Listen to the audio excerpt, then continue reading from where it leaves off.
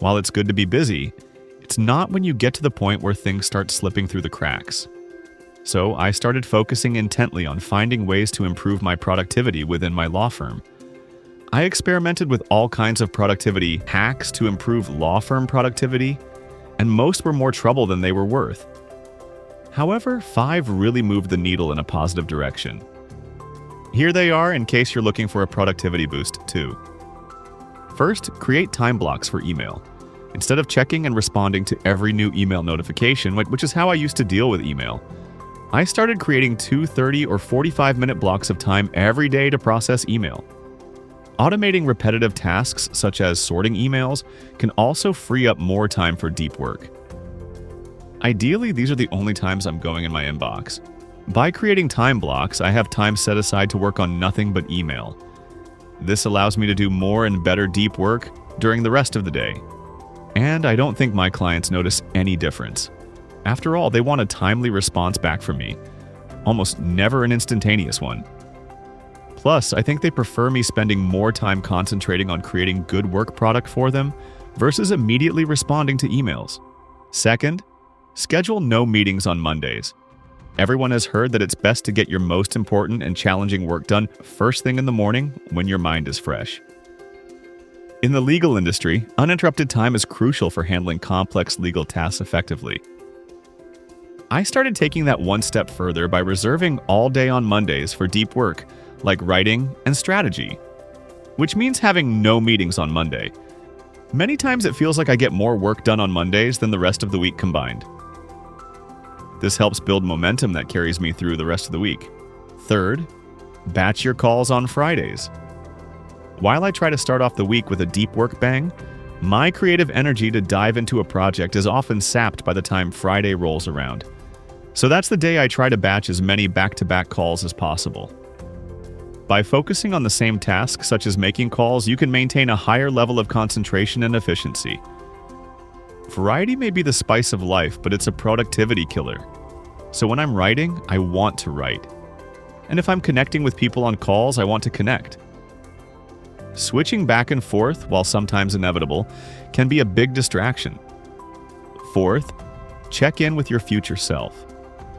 While my current self may feel stressed and tired, I have a tendency to believe that my future self, me 2 months from now, will have lots of capacity and boundless energy.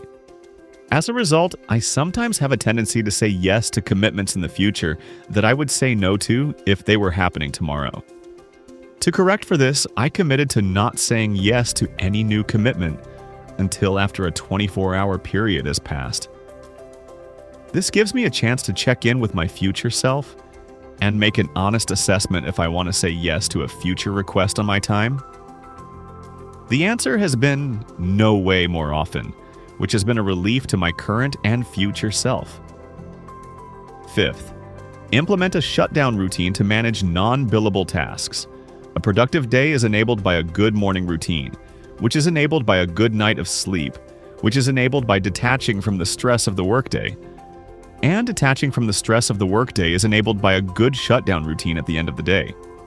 A good shutdown routine also includes time for professional development, ensuring you stay updated and efficient in your role.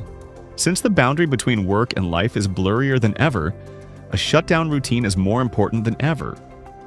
Every day, leaving my office, I devote 15 to 20 minutes during which I do this.